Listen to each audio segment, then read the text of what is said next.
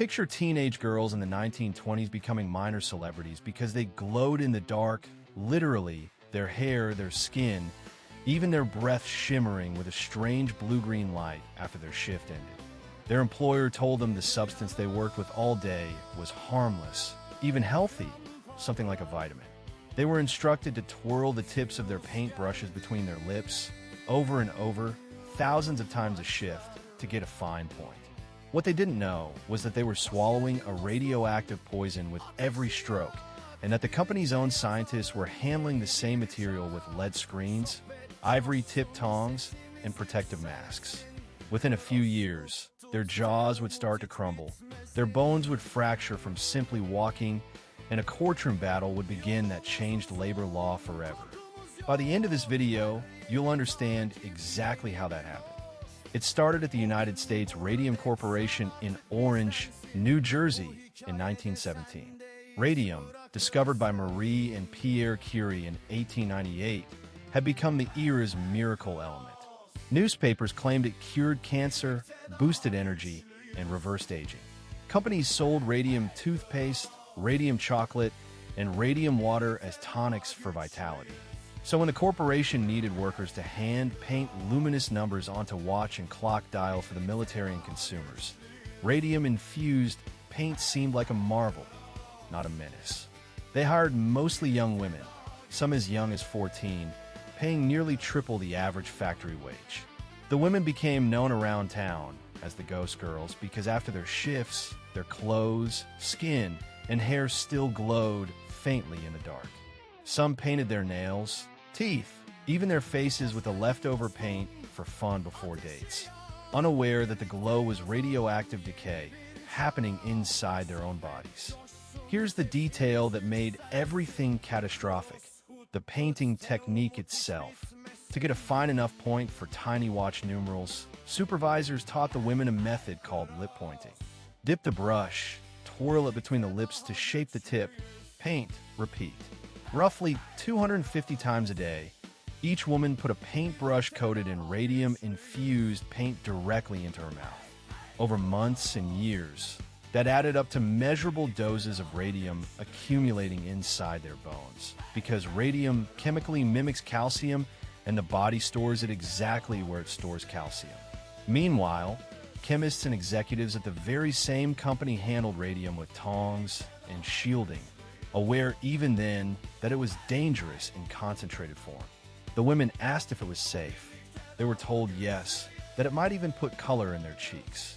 Some were encouraged to keep painting through pregnancy. The symptoms crept in quietly, then accelerated horrifically. First it was fatigue and anemia, easy to dismiss. Then teeth started loosening for no reason, and when dentists pulled them, the sockets wouldn't heal.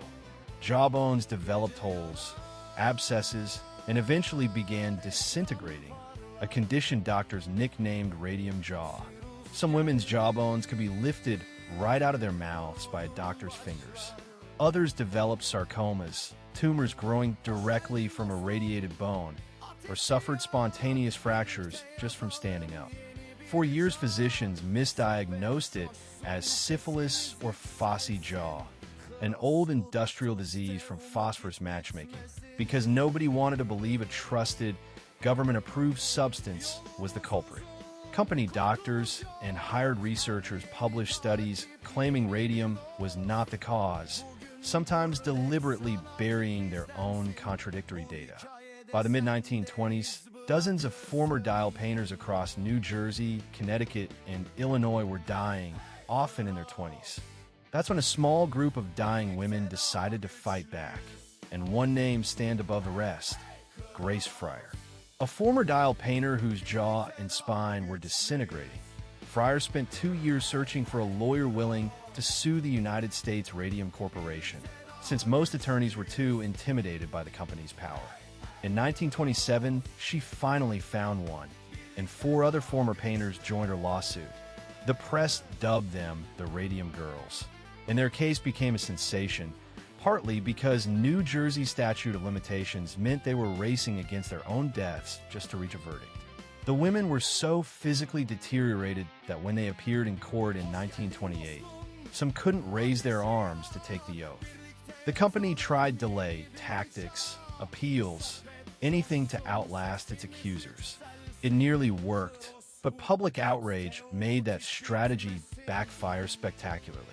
In 1928, facing a media firestorm, the company settled out of court, paying the 5 women a combination of lump sums and lifetime pensions, plus medical expenses, an outcome unheard of for industrial victims at the time.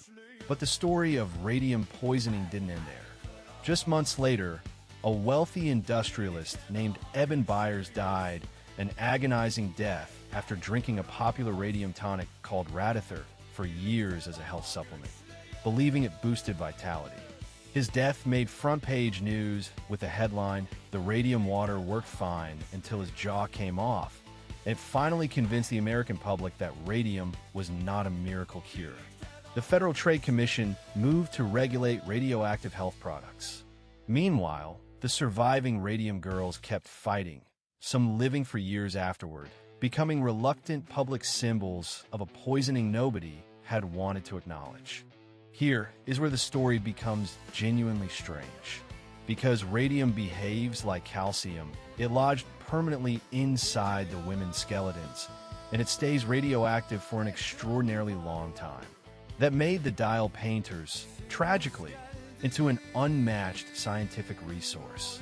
Starting in the 1930s and continuing for decades, researchers at what became the Center for Human Radiobiology at Argonne National Laboratory tracked hundreds of former dial painters for the rest of their lives, measuring radiation levels in their breath and bodies with increasingly sensitive instruments. That research became the foundation for modern radiation safety standards, the exposure limits that protect nuclear workers, radiologists, and astronauts today.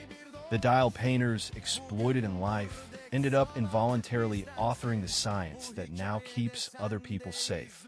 Some of their case files remained open, with researchers visiting survivors literally into the 1990s, 7 decades after they first picked up a paintbrush. Here's the detail that still gives researchers chills. Radium has a half-life of about 1,600 years, meaning the radium absorbed into these women's bones in the 1920s is, for all practical purposes, still there.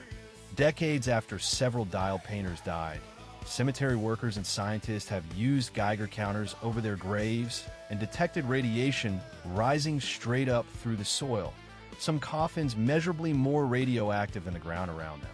Nearly a century later, a group of poorly paid teenage factory workers, told a glowing poison was good for their health, ended up permanently altering industrial law, consumer protection, and the entire science of radiation safety.